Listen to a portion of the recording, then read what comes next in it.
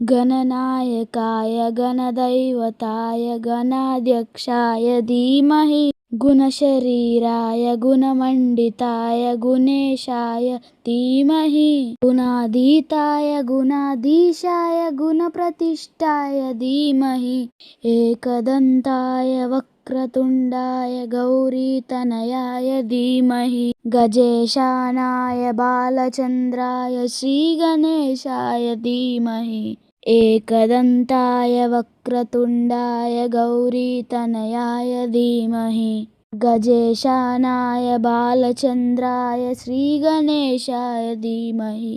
Hi friends, మీకు కనుక ఈ వీడియో నచ్చినట్లయితే ఒక లైక్, ఒక కామెంట్, ఒక షేర్ చేయొచ్చు కదా ఫ్రెండ్స్. ఓం గం గణపతాయ నమః. మా అన్న పాడిన పాట నచ్చినట్లయితే లైక్ చేయండి ఫ్రెండ్స్. బాయ్.